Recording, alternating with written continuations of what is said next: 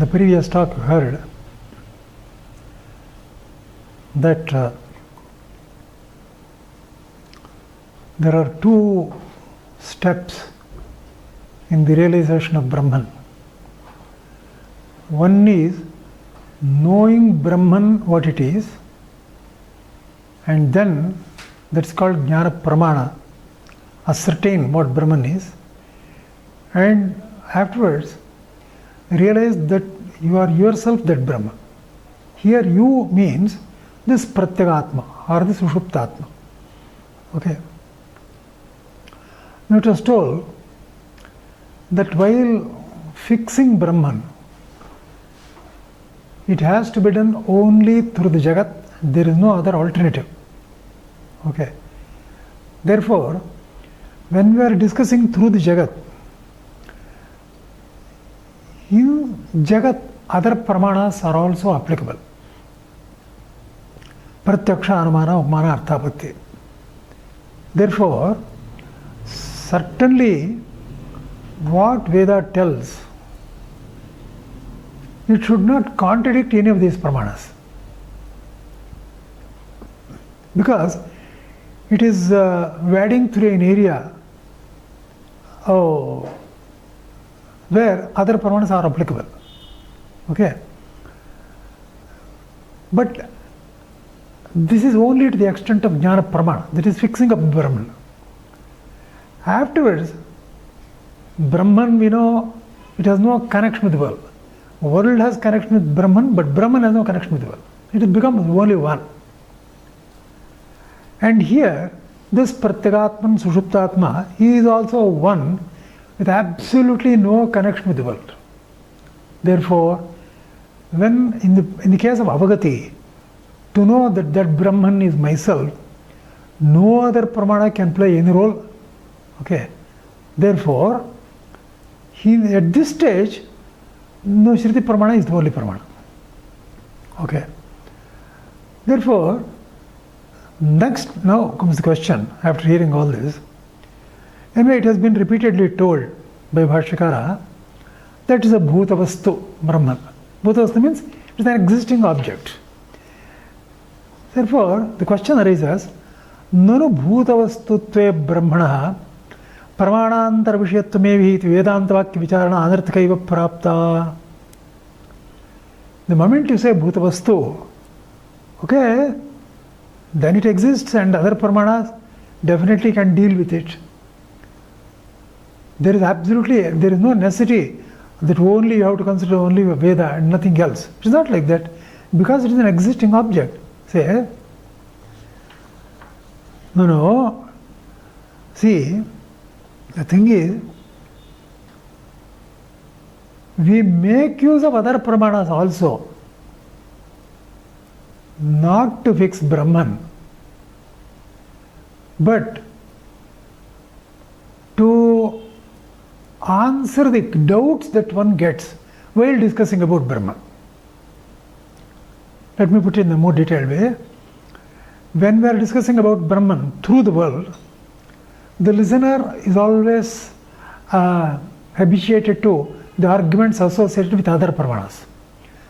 Therefore, when something is being told which is not available for all these other pramanas, certainly he gets various doubts.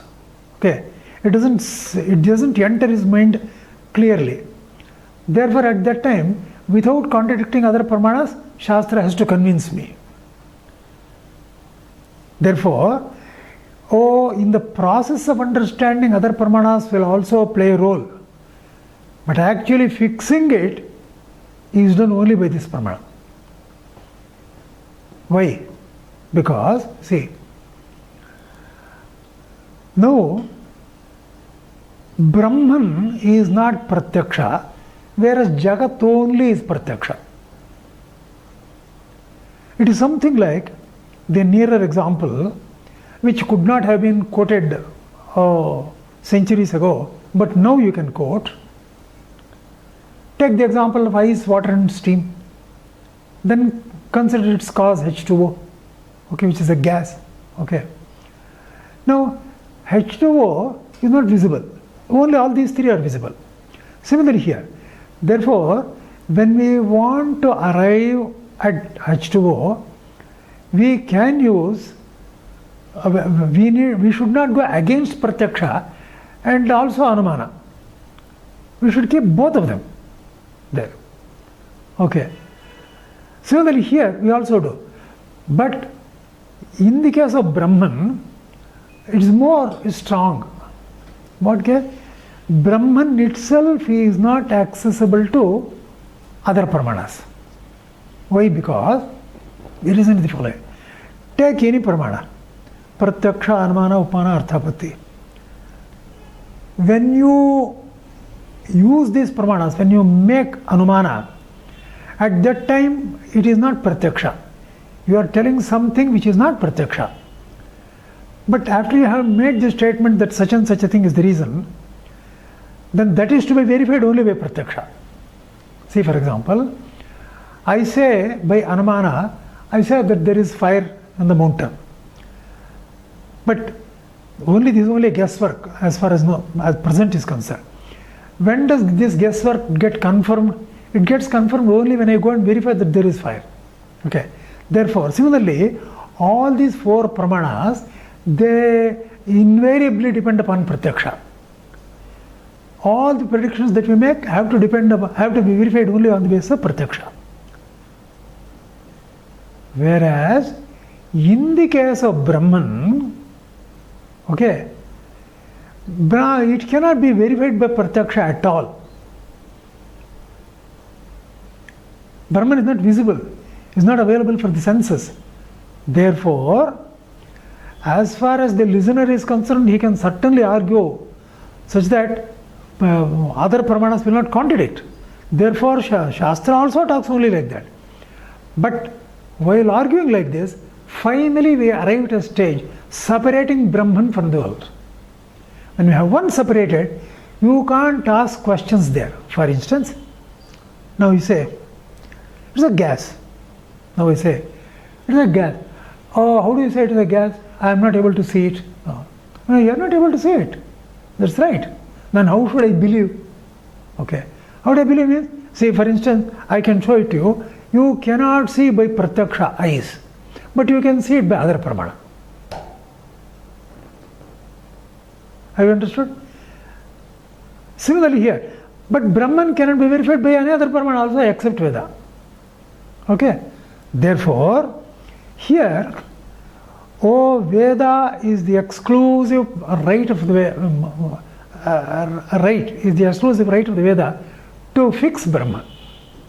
Okay. The reason for this is because it is not Indriya Pratyaksha. Now, when it is not Indriya Pratyaksha, it is not possible to say that the Jagat is directly connected only with Brahman. Let me expatiate on this. See, Satihi Indriya Vishatve Brahmana, idam Brahmana sambaddham karyamita grihyata. For instance, I see smoke. What I see is smoke. Now, suppose I simply say there is fire. Then the connection between fire and the smoke also I should be knowing by Pratyaksha. Okay. There is the connection between cause and effect. I have to know only by Pratyaksha. But such a thing cannot be possible here. Because only Karya is being seen and not at all the Karana, that is Brahman. Therefore, however much by another Pramana you may fix it, this question will always arise whether it is connected with Brahman or with something else, we can't say. Whether the Jagat is connected with Brahman or with something else, we cannot completely ascertain. Okay. Now, this being said, an important discussion pursues now. The thing is the following. We all have heard in Shastra, actually Chandogya gives 3 examples of clay and clay articles, iron articles, gold articles. Okay. In all the 3 it says, the connection is exactly between these, in these cases, as the case of Jagat and Brahman. Therefore, Brahman is Upadana Karana for the Karya, Jagat. It is an emphatic statement. Okay. Now, we also hear in the Shastra that Brahman and Jagat are compared as Rajju Sarpa. Okay. What is Rajju Sarpa? Rajju is rope and Sarpa is snake. Now there is no causal relation. There is no cause-effect relation. Okay. There is only a case of mithya jnana. Only a case of mithya jnana. That is, I am seeing the rope, but I am understanding to be serpent. Here, in the case of other examples, I am seeing the pot, but I also know it is clay. Because there is Karya-Karana Sambandha. Okay. So, in order to fix Brahman, Shruti gives three examples, these three examples, from which it is clear that Brahman is the Upadana Karana. Because it is Upadana Karana, that is ultimate Upadana Karana, I have told already that it does not have any feature of the Karya effect. What are the three general features of Karya? Asatyatva, Jadatva and Parichannatva. None of them is there. Therefore, it is Satya, Jnana and Ananta. We have already read it. Now let us see the role of the second example. It is to be followed very carefully here. We have started from multiplicity of the Jagat. Okay. Finally arrived at Brahman, which is its cause. Now, this cause in total contradistinction from this is many and that is one. This is limited, that is unlimited. This is changing, that is unchanging. This is inert and that is jnanam. So totally different. Okay. But remember, Brahman is totally different from the Jagat. But Jagat certainly is not different from Brahman. That statement is frequently forgotten by the people. They remember only this statement. All this is because of the original fault, namely Asmat Pratyagosara, they have kept Brahman. That is why this is happening. Okay. Now you see, I have understood that this is Brahman only. Now, suppose one asks the question, look here, Brahman is actionless, there is nothing there, and there is one alone, nothing else. Therefore, how at all it can become many? How is it possible? This is a question one person asks. Shankaracharya tells, remember this, this question is unaskable. This is aprashtavya. That is, this question itself basically wrong. Why wrong? Because I have gone from the multiplicity to there, while going I have followed complete, very logical scheme, which is satisfactory even to you. Finally, I arrived at one. Now, after arriving at one, I should not ask the question how it came. Because the fact is that it is not connected with Jagat at all. So, through Jagat, I have arrived at a place which is not connected with Jagat. Therefore, how can I once again relate it to Jagat and say how it has created? I should not ask that question. I think I am making it myself clear. Therefore, this is an unaskable question. But people do ask. Okay. When asked, they point to this. See, why we did so much of gymnastics? Coming from Jagat to Brahman, why did we do so much? Our purpose is not to explain Srishti Sthiti Laya. That was not our purpose. Our purpose was to show that everything is Brahman. See, when there are pots, jugs, tiles and all bricks and all that, our purpose is not how they are created. That is not our discussion. Our discussion is to show that everything is only clay. Have you understood? Now, because we are starting from here, I have assumed that everything has come from there. Okay, then I will show it the upadana karana. Therefore, it is not related with these things. Okay. Therefore, it is satisfactory. After I have known it, I should not even ask this question. The very purpose was to know that. Now it is over. But in spite of it, he asks. Why? Because he is always having that samskara. From an upadana karana, there is some other agent which makes it ready. All these things, it comes about. Upadana is only made use of. And then he prepares all the vikaras. This is general samskara. Therefore, they say, ask the question like this. Brahman is unrelated with Jagat. It is unrelated with Jagat. What is all this that I am saying? Yes. That is only Brahman. What do you mean by Brahman? I am saying this. It is not Brahman. No. I am not telling what you are seeing itself is Brahman. It is Brahman undoubtedly, but Brahman is not as what you are seeing. For example, take this. I point out ice and say, this is H2O. This is a solid, it is not H2O. Look here, you are looking at the effect, but look at the cause. The cause there, it is there itself. It is not elsewhere, it is there itself. Therefore, when you look at the cause, you will understand. The cause cannot be seen by the eyes. The effect is seen by the eyes. Therefore, what you see through your eyes is causally, if you see, understand it, then you will understand it is Brahman. But what you are seeing as different from Brahman, it is not at all correct. It is not different from Brahman. Okay. Now, how to convey this as an example, through an example? See, the statement is this. What you are seeing, how did this Jagat come about, you are telling.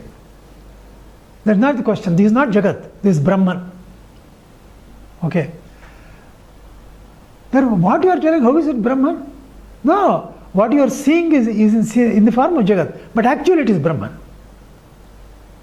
The example is, see, what you are actually seeing is Rajju.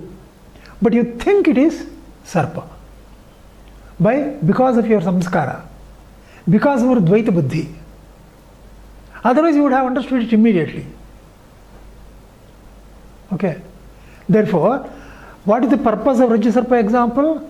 Rajju Sarpa example is only to clarify the doubt that is generated after fixing Brahman through the Jagat. Okay. But unfortunately, what has happened is, because this original mistake considered in the first word, people are remembering only this Rajju Sarpa example and they have totally abandoned the three other examples given by the Shruti. Okay. Sometimes what they do is, they invent another word called Vivartopadana. Okay. There is Upadana itself is Vivartopadana. Vivartopadana means Visheshana Vartate. That is all. Therefore, the clay itself is appearing like a pot in a different form. Similarly, Brahman itself is appearing like a Jagat.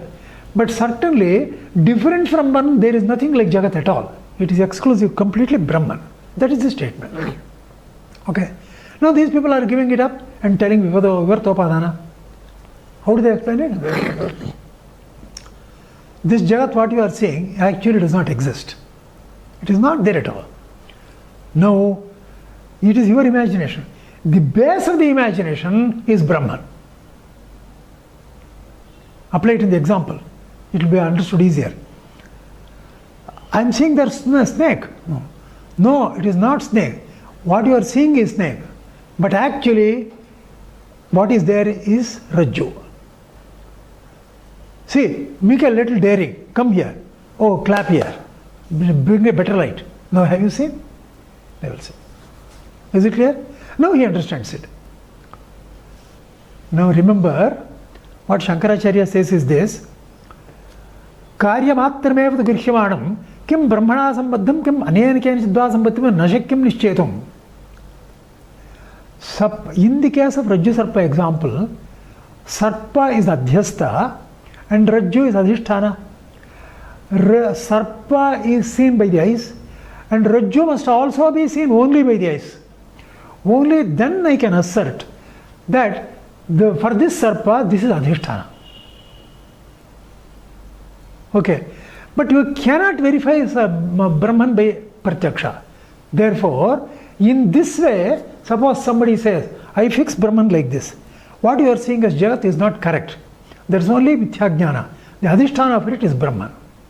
Now this statement, if at all it is correct, if it is to be correct, then it has to be verified only by Pratyaksha. Because Brahman is not Pratyaksha, this statement cannot be verified. Therefore, this statement is null and void. It is not of any use whatsoever.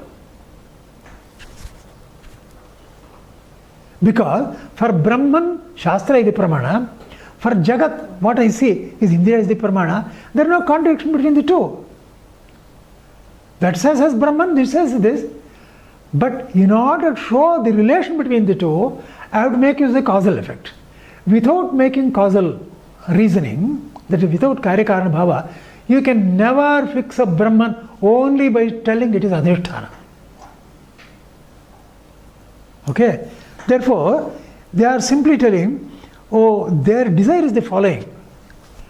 Their desire is not this.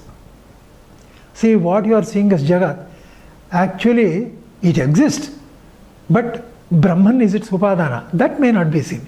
They don't want to say that. What they want to say is, Jagat is Asat. They want to prove that it is Asat. Just as Sarpa. Okay. Therefore, that can never be accepted. This I have dealt with in 3 lectures ago. Taking the same Rajju Sarpa example, Shankaracharya has shown this. Asadeva tarhi sarvam yadgrihyate rajjirva sarpadhyakarena. All this is only Asat. Okay, just as the Sarpa seen in a rope, na satayeva dvaita bhede nannitha girhimanatvat na sattam kasyachit bruma. I am not making comment on the Sarpa, I am making comment on your intelligence. See, you are simply mistaking the rope for a snake. There is nothing Asat here. Okay, snake is not at all there, it is only in your head. Similarly, a Jagat different from Brahman is only in your head. It is not there in the front. Everything is Brahman only. This is the example that is given. Therefore, these people want to prove that Jagat is Asat. Therefore, they do so much of very unenviable circus, which nobody finds it satisfactory. Okay? Jagat is not Asat. Also given one example, remember, Shankaracharya says in Ghata Bhashya, never say that Ghata is Asat. Because what does Ishvara see before creation? Tade ekshata, saikshan chakre, he saw. What did Ishvara see? He saw the Jagat in its seed form, says. Suppose the Jagat is Asat, Shankaracharya says. Suppose the Jagat is Asat, certainly the Bija is also Asat. Therefore, Ishvara sees that, means he is seeing something which is Asat, which means Ishvara himself is an Ajnani. I don't think it can be told more strongly than that. Asamschet bhavishyat ghataha aishwaram bhavishyat ghata vishyam pratyaksha jnana mithya syat. The Shruti is telling clearly, it saw in seed form the Jagat and then he created it. If you say that Jagat is Asat, then this becomes Asat. Ishvara who is seeing Asat and thinking it is perfect jnana is a mithya jnani. Therefore, it is never acceptable that Jagat is Asat. That is to be so completely rejected. Okay? But our knowledge about Jagat is wrong. That is, there are 2 ways of looking at the Jagat. The way in which the Ajnani looks at it. How does he see? He sees as different from Brahman. How does the Jnani say? He sees as not different from Brahman. That is the difference. Therefore, what is Asat? Jagat different from Brahman is Asat. That is all. Not Jagat as such. Okay. Therefore, I have given a brief summary of the first sutra, second sutra. Now, I go to the third sutra. Third sutra is this. Jagat karanatva pradarshana sarvajnam brahmida upakshiptam tadeva dradayanaha shastriyonitvat. Shastriyonitvat. Okay. This is interpreted in two ways. Shastriyonitvat means Shastra means Veda. Brahman is yoni for that. That is the cause for that. Therefore, if Shastra itself is Sarvajna, therefore Brahman has to be Sarvajna. This is one interpretation. Second interpretation is, in order to know Brahman, Shastra is the Pramana. For the knowledge of Brahman, Shastra is the yoni. This is the second interpretation. Now, the first interpretation will be very brief. The only question is, the situation is this: Veda itself is Sarvajna. Sarvajna means what? It contains every knowledge. Okay. Therefore, the cause of Shastra has to be Sarvajna. It cannot be otherwise. Okay. Now, in the previous sutra itself it has been proved that Brahman is Sarvajna. Why should this another sutra be there for this? Look here. The reason is the following. The reason is, there are Purvamimamsakas who depend heavily on the Shastra, Veda. They have their own concept of the Nityatva, of the eternity of the Veda. According to them, Ishvara is not the cause. According to them, Ishvara does not even exist. Okay. I don't mean all Purvamimamsakas, some people. Okay. Therefore, in order to take care of them, this first interpretation has been given. Okay. Now, second interpretation is, Shastra is the yoni to understand Brahma. This has already been explained now. Okay. Therefore, I will slightly diverging from here. I have to deal with another very important topic. That is, it is told here that Brahman is a cause of the Vedas. Veda is born, they say. Veda is born when you say, then it means it was not there originally and it will also die afterwards. Therefore, Anityatva becomes a fault in Veda. Okay. But we don't agree that Veda is Anitya. Atayeva cha Nityatvam. Okay. The Veda is certainly permanent, it is telling. Therefore, Veda is permanent, it means what? It is always there. Okay. It only gets expressed, that is all. Through human beings. It gets expressed, but it is always there. This is the content of the situation.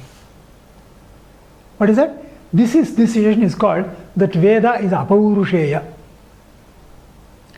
No human being has thought over it and finally arrived at it and written. It is not like that. Okay. Now, we have to give a proof of it. Okay. This proof is actually lengthy. Many points what I say are already in Purvamimamsa of Shri Bashya. but we can add a few more in the present day knowledge. Okay. Now, I go on dealing with this most important topic in a very methodical way. Now, because of the impact of some modern researches, okay, evolution theory like this, people have some peculiar notions about language. Okay. Now, language, they say, has come into existence only after a lot of progress. So, they were only originally monkeys, they went on transforming, and finally they became human beings. After a long time, language has emerged. That is what they say. Okay.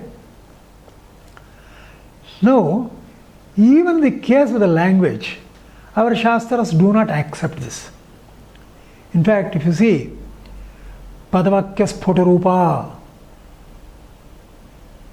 in the case of mother, say, Padavakya Sphotarupa, Sarvabhasha Surupini, that's what is true. That is, all languages are only nothing but an expression of mother, goddess. That's what the Shastra says. Now, let us try to give a proof of it. Suppose languages have really originated like this. Let us assume. Now, what is the situation? Monkeys are becoming human beings. Okay. So, gradually, perhaps their brain is growing or whatever it is. Gradually they are more and more civilized, getting civilized. At one stage, there is some sort of threshold. After they start speaking. Okay. One of them speaks a little earlier than others. Okay. What could have been the first word? Let us see. Just let us imagine any word whatsoever. Suppose they say mother. Okay. Now, mother has got a very specific meaning. That is, if the word is to be explained in dictionary, it will always be a sentence. Okay. That is, it is that female body which has given birth to this body. It is called the mother of this body. Okay. Now, this is a sentence in which there are so many other words, and there are also case endings and all that. Okay. From which female body, or it is to that body. Yes. Okay. Therefore, all these case endings is a matter of grammar. If this is the first word, how did, after knowing the meaning also, he has to utter. From where did he get this meaning? For instance, take dictionary. If you take dictionary, there is not even a single word which is not explained. Even the word I, he has to explain it as a personal pronoun, this, that, so on and so forth, he has to explain. Is it not so? Therefore, every word implies several other words in order to fix the meaning. When this is so, how can you say first word has emerged?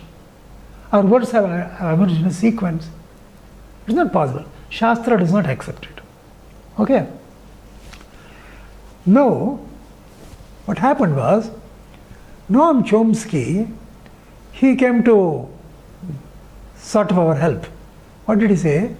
He told that a knowledge of universal grammar is genetic, he said. Okay. People didn't take him immediately seriously. But what happened? There was an example soon. I think, I don't know, it may be about 40 years ago or 50 years ago. It may. What happened was, in Hawaii Islands, sugar factories were opened and at the end of 19th century. At that time, British took shiploads of laborers from all over the world. China, Japan, Indonesia, South Africa, America, everything. Okay. All those people knew that they won't be able to return to their countries. So what they did, young people married and went away. There in Hawaii, Nobody has any scope to speak with anybody else. Only himself and his wife have to talk.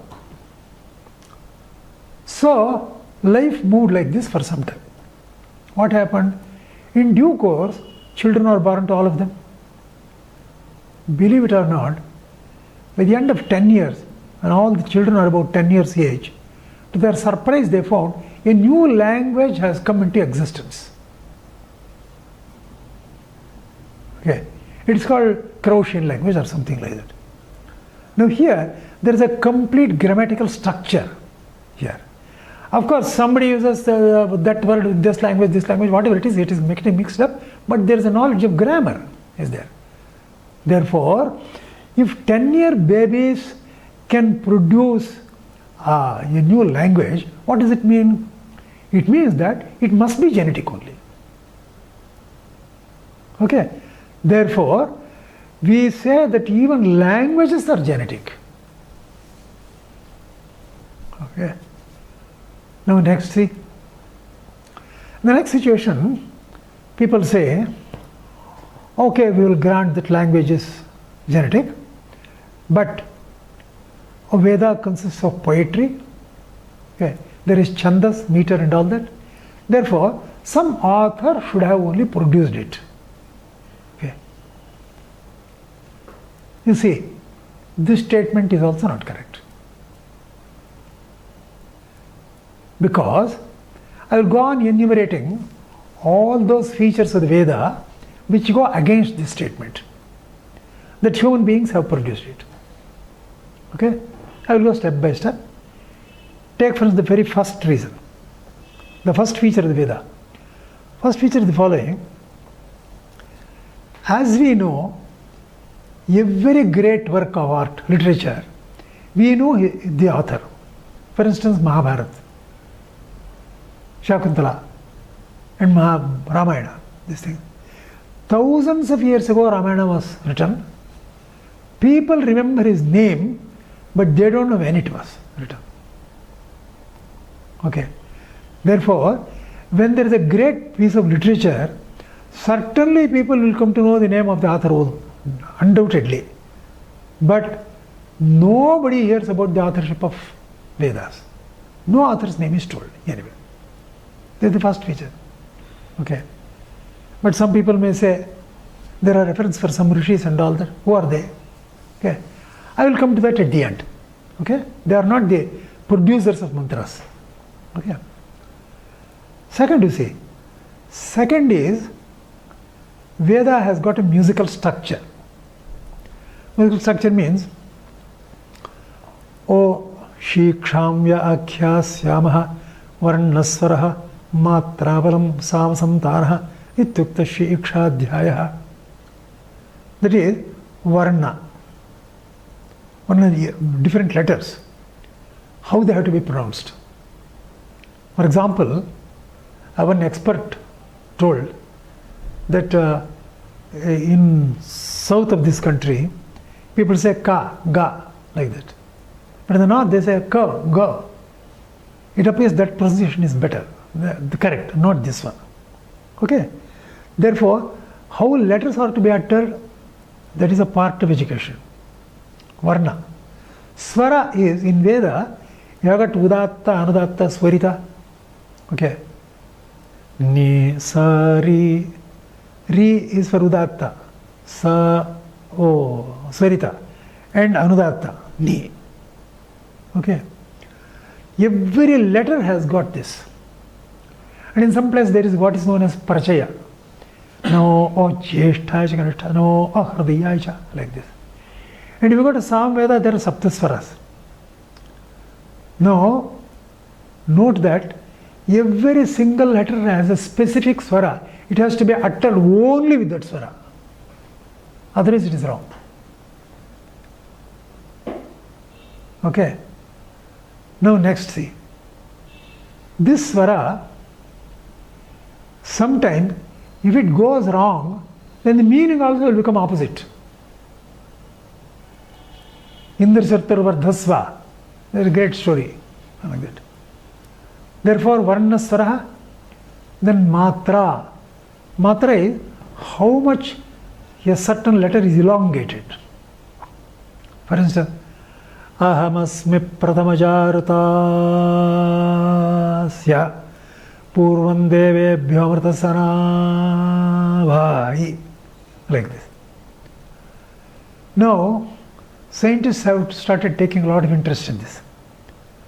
Shastra also says this should be pronounced, it should be elongated as much as a crow, as much as a peacock, as much as a nightingale, etc.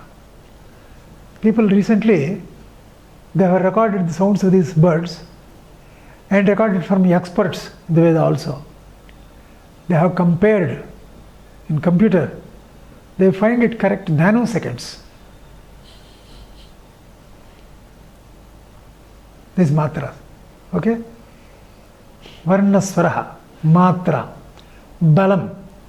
Balam is, you have to stress it with force. As in music. Sa, sa, ri, re, ga, ga, ma, ma, they say. Similarly here also. Tat savitarvarenyam. Though it is only tat savitarvarenyam, you have to say tha. There.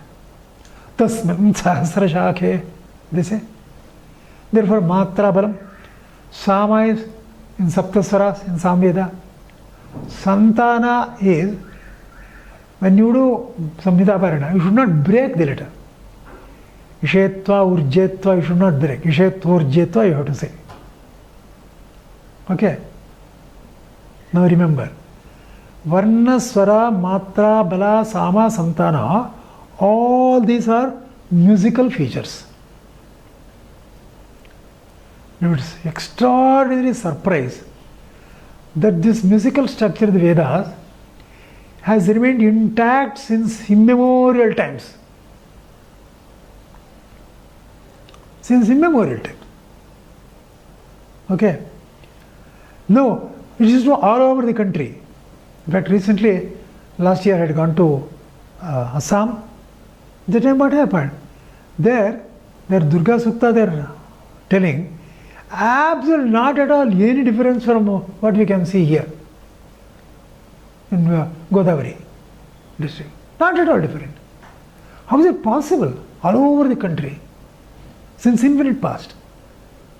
Therefore, the second feature of this Veda is that its musical structure is surviving intact.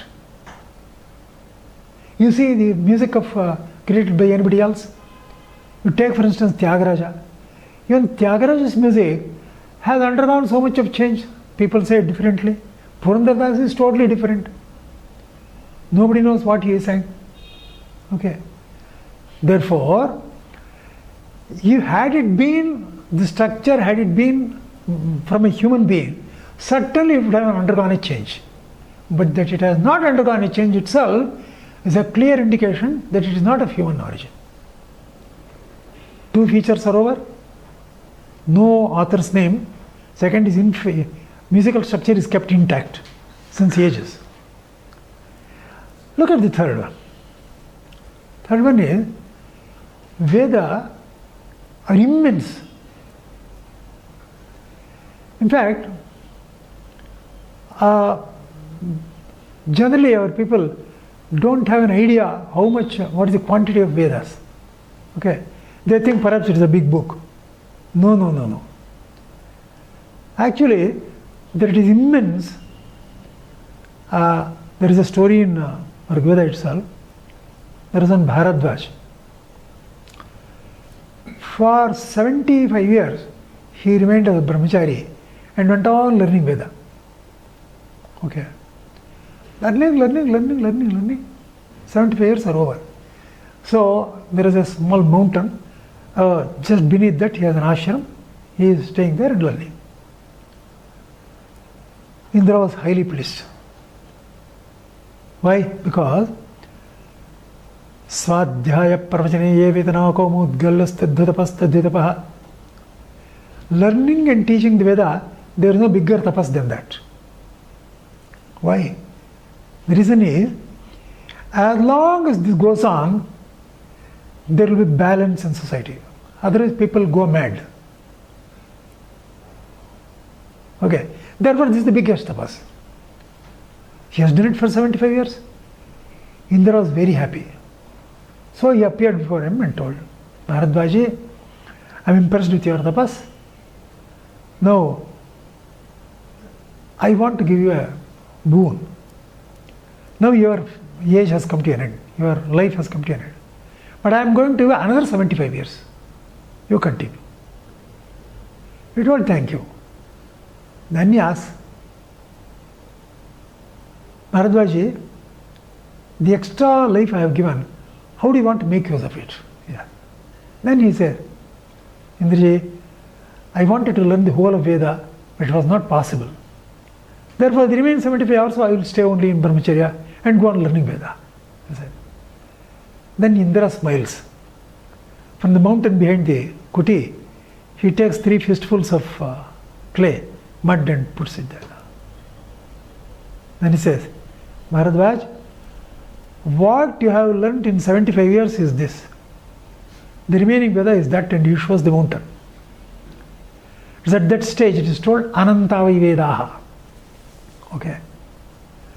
Now, people may consider this as only a story. They would like to have proper estimate. Therefore, now I will give an estimate. For instance, Patanjali, whom all of us know, the yoga expert who gave yoga, he has written Mahabhashya. In that he gives some information about Vedas. Okay. Then what does he say? He says at his time there were 1181 branches of Veda, Samhita, branches of Veda. Shakar Shaka, Bhaskar Shaka, Pippaladi Shaka, Taitiri Shaka, so many Shaka, 1181. But today, remember, there are only 8. Of course, other 5 also there. Recently, people have come to know, but there are only 1 or 2 people, 3 people who know that. People are making efforts to spread it more. But even roughly, there are 8 now. Now, in each of them, there are 4 parts: Samhita, Brahmana, Aranyaka, and Upanishad. Now, in these 8 branches, if one does complete Parayana of the Veda, now today it takes 300 hours. Now you can calculate. At the time of Patanjali, there were 1181 shakhas. How much time it would have taken? It would have taken something like 50,000 hours. Okay. Therefore, obviously, Vedas are immense, no doubt about it. Therefore, this is the third feature of the Veda. In fact, that it is immense, I have to tell it in another way also. Because human beings know only some parts of the Veda.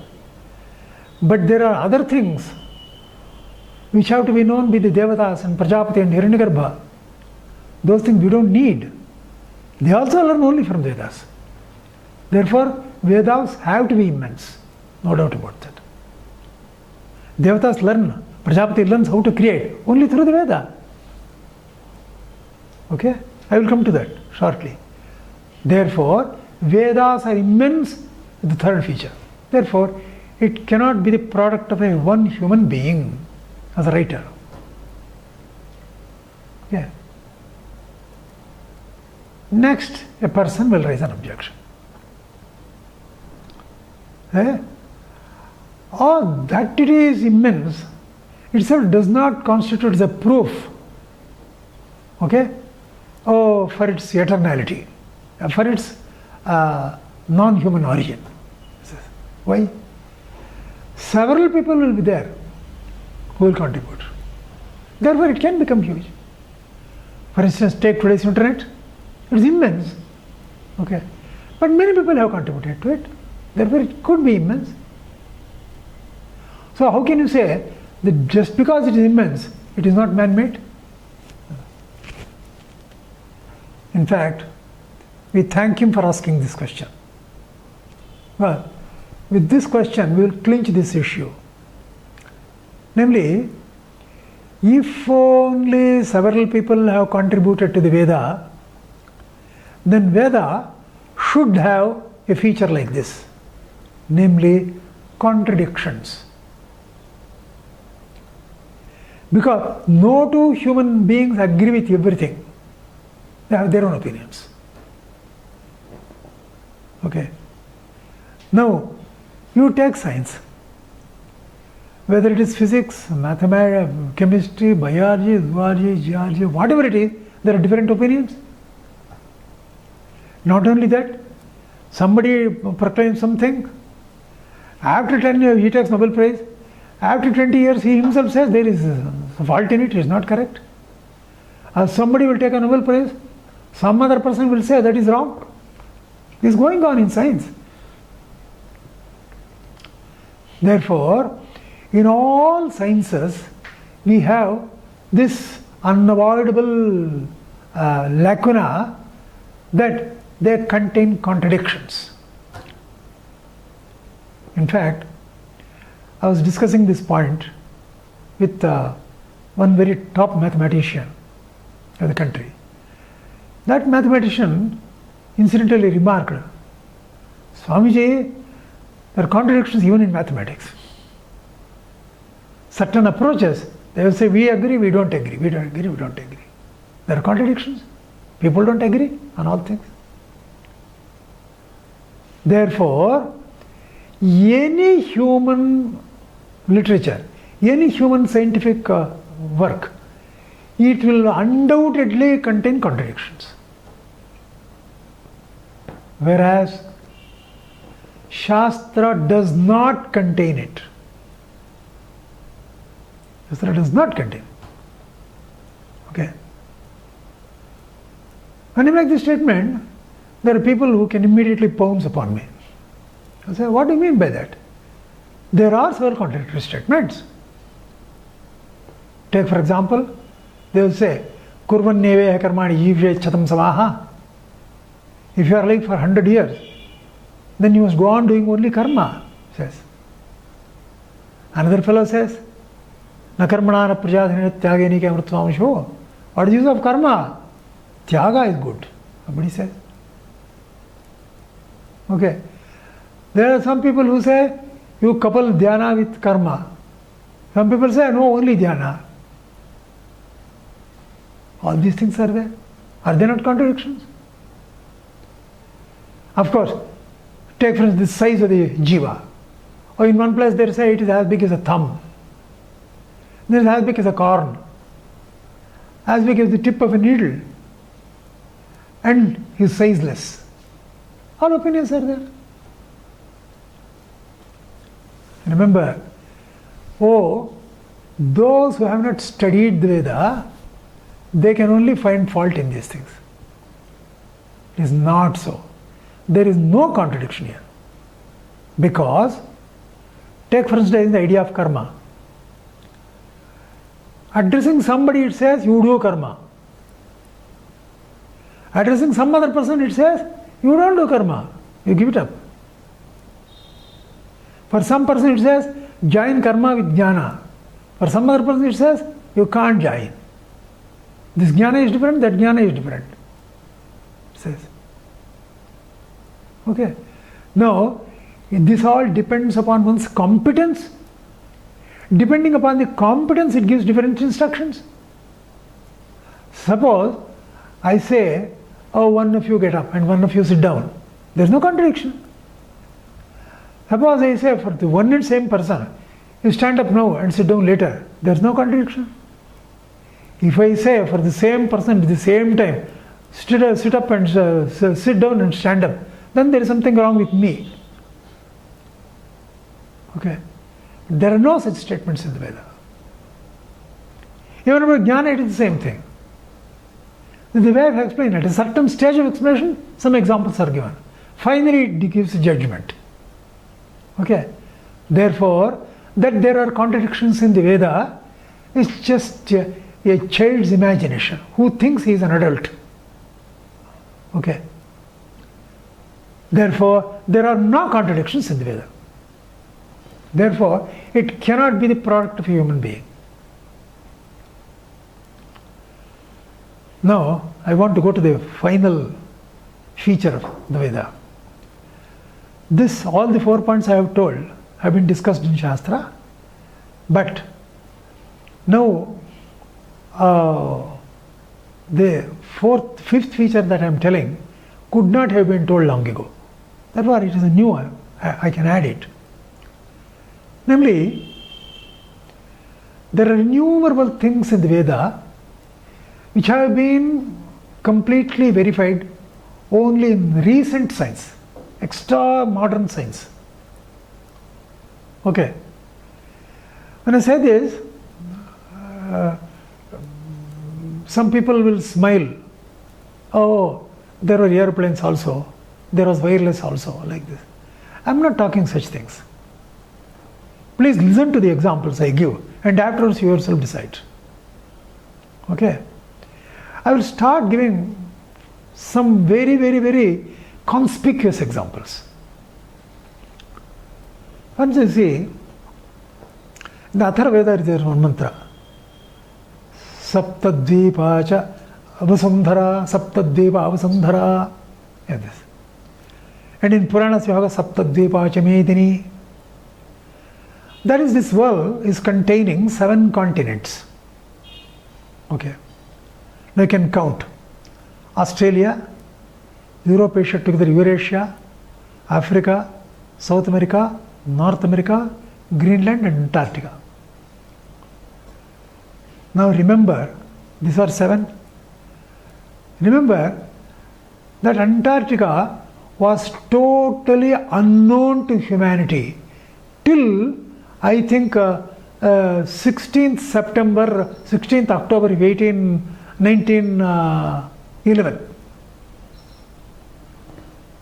Okay. What happened was, one Norwegian pilot, Amundsen, what he did, there was a time just then aeroplanes had come to vogue. So people were going only east-west. He told that he would go north-south. Some people scared him. There will be magnetic pull, you will fall down, etc. Magnetic pull is here also, it is there. But it is not falling. Let me take a chance, if I die, okay, I will die, it doesn't matter. It doesn't matter. It didn't fall. Okay. No, North Pole he knows.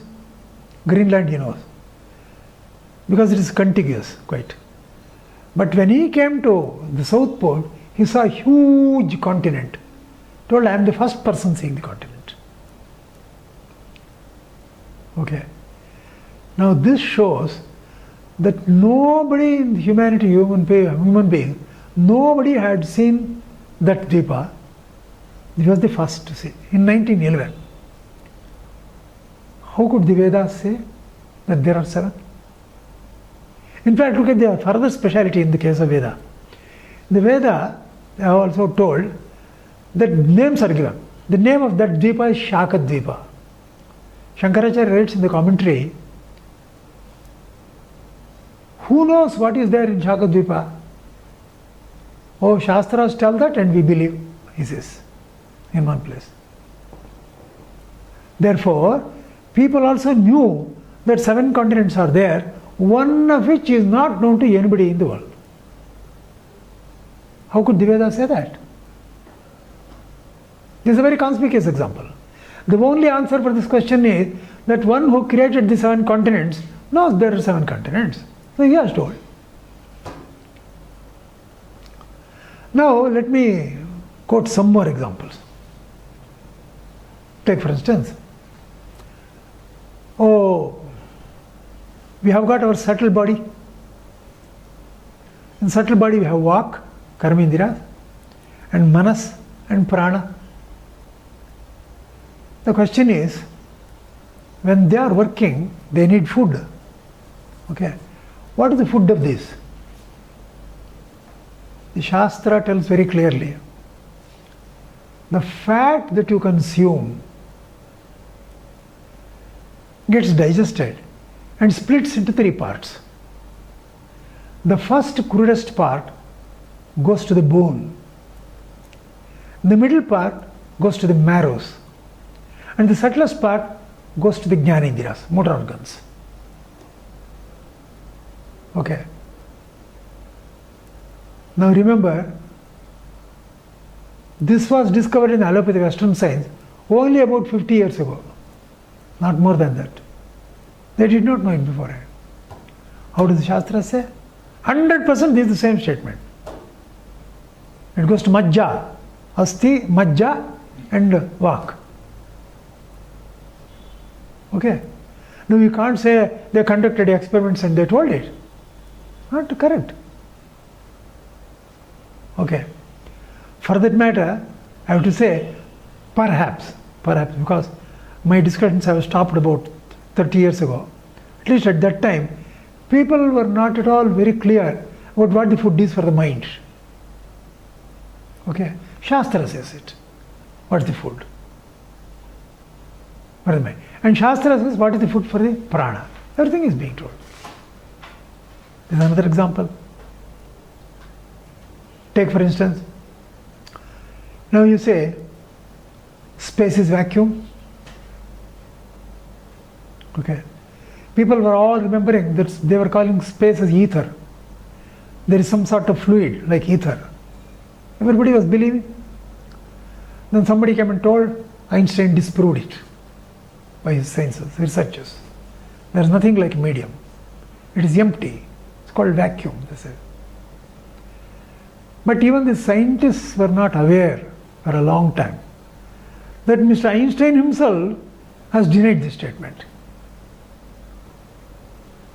In the lecture in 1918 in Leipzig in Germany, he has given a long lecture in which he says that space is certainly not empty, it cannot be empty. It has got mysterious properties. Now in science, people use the word vacuum, but also tell you give so many properties. Therefore, the name is only dying hard, but then they have no realization it is no longer vacuum. Okay. Now look at the Shastras. Shastras also discuss this issue, whether space is vacuum or not. Okay. Then finally, it comes out with this emphatic answer. No. Oh, space is full of mysterious properties. In fact, all the mystery that comes afterwards, the entire mystery of the universe is contained there. It is in seed form. It comes from there. All sorts of vibrations are there, responsible for the ensuing creation. And they have also rebutted the arguments that it is a vacuum. It cannot be vacuum. They give proof for that. Okay. This is one example. Take for instance another example. This is also very interesting. See, in 1965, 35 plus 14, 49 years ago. 49 years ago, Roger Sperry, he is a very great neural scientist. So what did he do? He has done brain research and he has come out with fantastic results. The brain is like a walnut. Okay. If you actually saw it here, left and right sides will be more or less identical. No difference at all. But in their functioning, they are significantly different. Significantly different. In what way? He says, all mechanical operations are handled by the left brain. And all subtle thought processes are taking place in the right side, right brain. So for instance, the body, the left brain is connected to the right part and the right brain is connected to the left part. That is why if there is what is this called? Lakwa. Yeah. Paralysis. In paralysis, what happens is, this is affected, the mechanical part, and this falls. What happens is, the right brain sees after some time, oh, you can't handle it, I myself will handle it. Then it starts handling. Okay. It may not be as successful as that, but it doesn't matter, it continues. Okay. Further he says, this left and right brain, both sides are working in everybody. But among women, left side is stronger. And right side is stronger in the case of men. Okay, you have made this statement? Of course, there are some people who are far from being scientists, who are shouting. Okay, it's not my concern. I will leave them. I am discussing only the scientific part. Now, verify the statement. I think that statement is amply verified. Oh, this efficiency of superior thinking, he is not, you can't say if you suppress it, it will become weak. Women have been suppressed, therefore it has happened. You can't say that, because there is total freedom for women in the Western countries. But how many Nobel laureates are there? I think 2 have been there. 2 or maybe 3, not more than that. How many poets are there? Therefore, subtle thinking almost seems to be a monopoly here, whereas all delicate working is only reserved to ladies. It is well known. All this I have told is scientific investigation. Look into our Shastras. What does Shastra say? In Chandogya and Upanishad, Badarayana, it comes. Who is the one who is understanding everything from inside? Where is he? He is Akshipurusha. He stays in the eyes. Why did it take eyes? Because eyes are very conspicuously, they will let you know whether he is understanding or not. Therefore it is called Akshipurusha. Okay. Now Badarayana says it is a Dakshinaakshipurusha. Badarayana says it is Dakshinaakshipurusha. Remember, Dakshinaakshipurusha. And corroborating it, you see, you have Ardhanarishvara. The left side is woman, the right side is man. Therefore, she is a very, very long, well-known, long ago in the Shastras. In fact, their very behavioral pattern, their very thinking is completely different. This is what the Shastras have told. Therefore, Shastras, when they prescribe conduct for men and women, they take this into account and make this difference. Okay. Now, why I am telling this is, these examples, what I have shown, I have got many more. At least I have another 15, 20 more. Okay. Now you can't say that they made all discoveries and told. It is not so. Because where the mantras are contained, where the mantras themselves contain all this information. Okay. Now, in that case, you should see the whole thing is only, it has nothing to do with the Purusha. Therefore, it is Apaurusheya. Now, as a sort of confirmation, I am telling you another information which is very, very interesting. In 1996 or so, I think about 20 years ago, there was one paper from Germany. It's about 80 pages. Okay. There, what he has done is the following. He has studied the Chanda Shastra of Pingala. In particular, he has studied Gayatri Chandas. Now, the first sutra of Sukta of Rigveda, Agnimile Purohitam, Yajnaseva Mrityam, that is in Gayatri Chandas.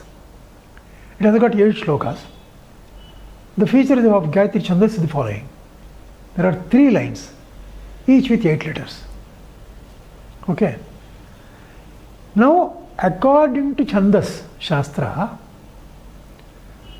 these 3 lines are grouped into 2. The first 2 lines is group A, and the third line itself is group B. Okay.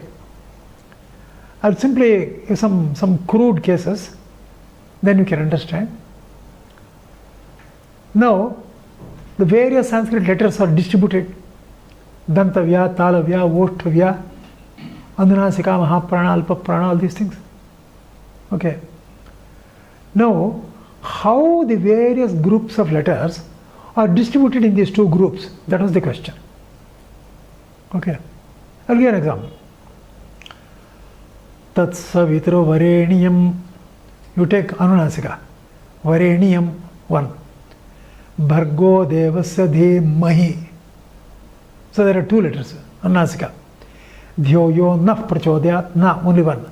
So they are in the ratio 2:1. You take Mahaprana. Tatsavitro Vareniyam. There is no Mahaprana. Bhargo Devasya Dhimahi 2. Dhyoyo Naf Prachodayat 1. Okay. Therefore, they are distributing the ratio 2:1. Okay. He has made this analysis. Remember, it is mind-boggling. He has shown 75 such symmetries. This big paper. Okay. Now, in some places, there is a slight symmetry breaking. It comes as 1.993, another is 0.77 or something like that. It comes difference. As I'm sure he must be a good scientist, in science they have come across a situation where there is a break of symmetry. Okay. Now he says, this break of symmetry, don't consider it as a disqualification. Perhaps if you delve into it, you will get many more secret things, informations you will get. This is the comment he has made. At the end, he asks, if you put restraints on the author, on the poet, he will not be able to make a good poem. It's not possible. Of course, in Avadhana Karyakramas they will do, but it will be very distorted. Whereas here, extremely interesting with high meaning, okay, and so many constraints, like 75 constraints. It sticks to this rule in every stanza. Therefore, I was puzzled, and I discussed this matter with the people in India. He says, they are told it is apaurushaya. Okay. Then he says, of course, we take it as a process of natural selection. A process of natural selection is a scientific way of telling that it is apaurushaya. Okay. Why I am telling this is, if you see each feature of the Veda, then you will be convinced that it is impossible for a human being to do it. Okay. Now comes the question. If human beings didn't construct it, how do human beings come to know about the Veda if it's already there? Okay? Now, remember this. How I get it? I'll go about little slowly. See, I'll be brief also. the first jiva is created is Hiranyagarbha. This Hiranyagarbha does panchīkarana of the tanmatras. Okay. Panchīkarana means in Akasha there is only one Shabda, in Vayu Shabda Sparsha, Rupa Rasa Gandha, Shabda Sparsha Rupa, Shabda Sparsha Rupa Rasa, Shabda Sparsha Rasa Gandha. This is Panchīkarana. With this Panchabhuta, Prajapati takes his birth. And it is Prajapati who does the further creation. For whom he has to create? He has to create. See, his body was created by Hiranyagarbha. Hiranyagarbha's body was created by Ishvara. Now Prajapati is creating bodies for the Devatas, etc. He has to create. So how does he do? Vedmantra says, Et iti vai Prajapati devan sarjata asaragramiti manushyan indaviti pitrun tirapavitramiti grahan ashviti stotram vishwaniti shastram abhisau vigetanya prajaha. For instance, Yete is the code word for Devatas. For instance, you have Surya, Chandra, all these things, they are the Devatas. For them, they are the bodies. No, Yete is the code word for that. So, the moment you say code word, he has to know all the details of the code word. Only then he will be able to project. Okay? Therefore, he will be knowing that part of the Veda which we cannot know. We can't know it at all. Okay? Then, Asaragramiti Manushyan. Asaragram is the code word for Manushyas. Therefore, using these code words, he does it. What does it mean? It means Veda is already existing.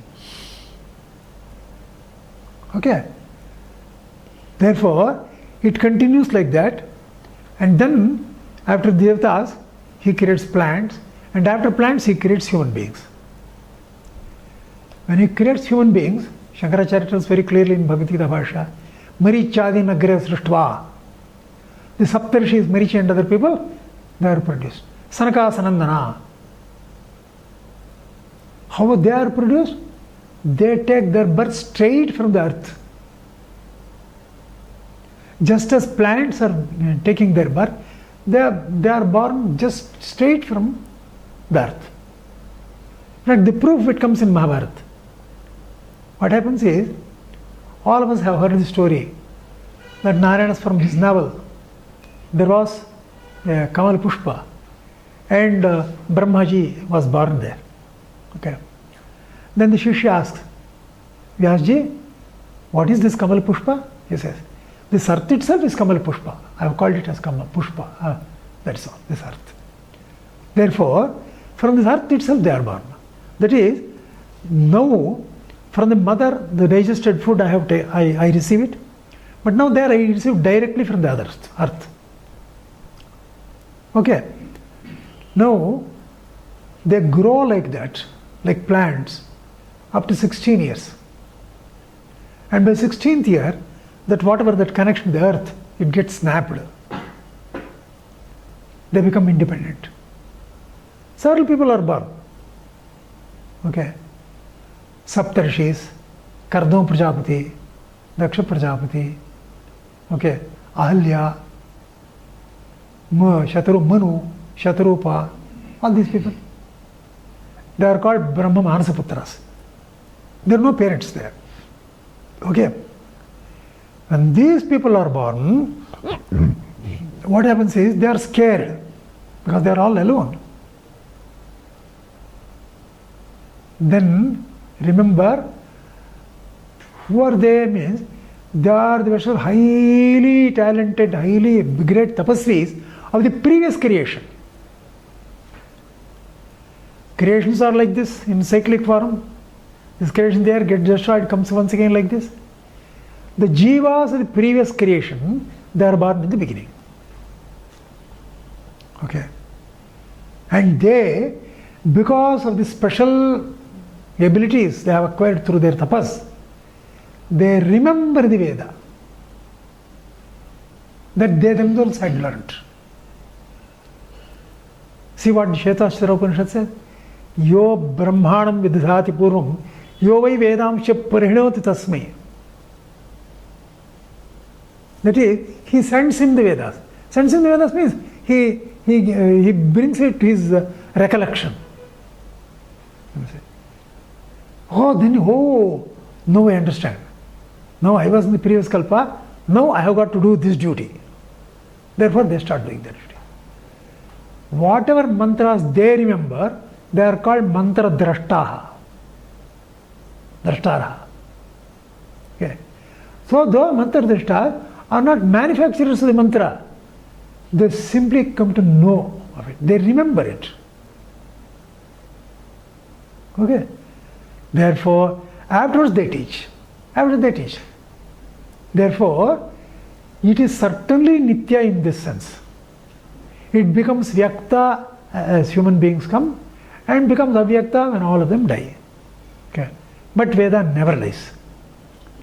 I did tell you that many of the shakhas are obsolete now, but this does not mean that they have all been destroyed totally. It means only that there are people, very highly great tapasvins, who will be knowing it.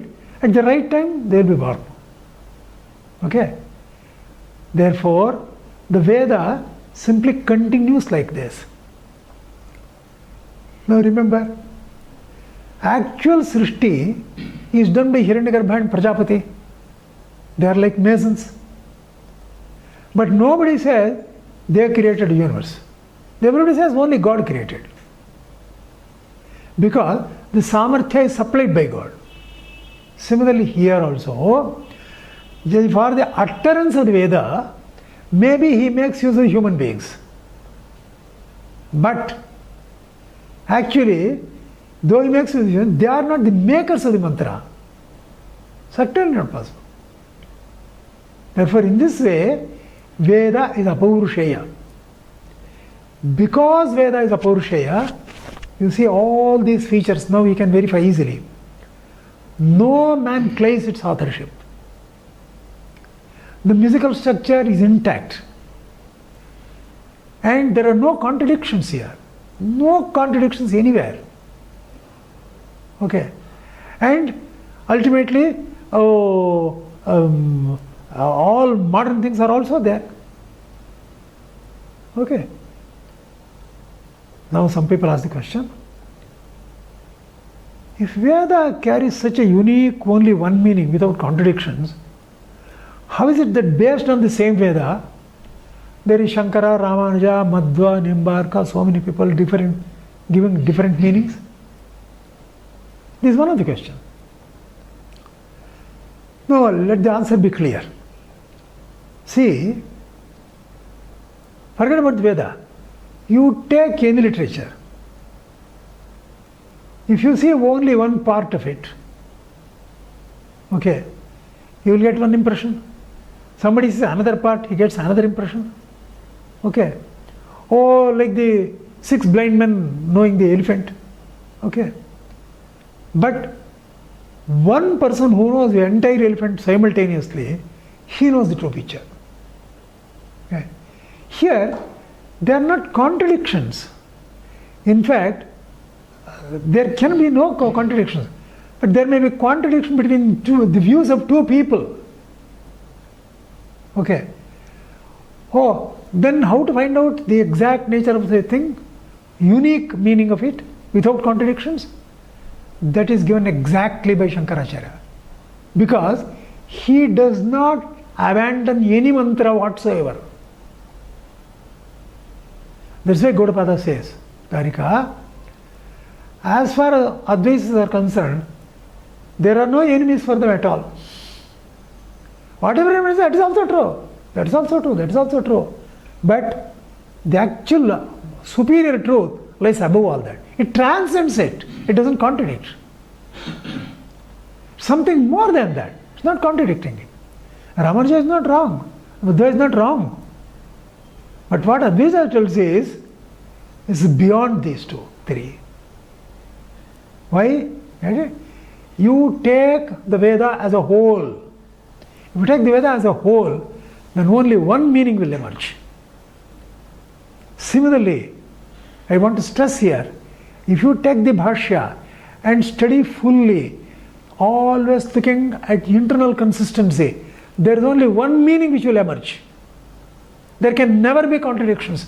There can never be interpretations. How do you interpret Shankara? How do you interpret Shankara? There is no question of interpreting Shankara. Shankara has interpreted himself. Okay? Therefore, an unambiguous result will follow. Unambiguous result. For instance, Shrutis say, you have Saguna Brahma says, it also says Nirguna Brahma. No contradiction. No contradiction. Saguna Brahma, you say, taking the world into account. Nirguna, we say, taking its cause into account. Therefore, Nirguna Brahma transcends Saguna Brahma. It doesn't contradict. Remember, Ekameva Advityam, when it is told, it does not contradict the universe. The universe with multiplicity is there for the Indriyas. One Brahman is there, not for the Indriyas, for the Buddhi. It is there as cause. Therefore, there is such a perfect unity in diversity. Perfect unity. Unambiguous, unequivocal. Okay? Therefore, such a thing has been propounded by Shankaracharya. Based on this Brahma Sutra, if Shankaracharya's Bhashya is so infallible and enchanting, you can guess the depth of the sutras, how they should be. Okay? Therefore, it is a single integral whole. Let only one meaning emerge. If there is contradiction, if anybody finds contradiction, only his understanding is wrong. Not that there is contradiction in Advaita or Shankara's philosophy. Thank you. I think the time was brief. I was not able to do full justice, but to the extent I could, I have done this. Thank you very much. Stage is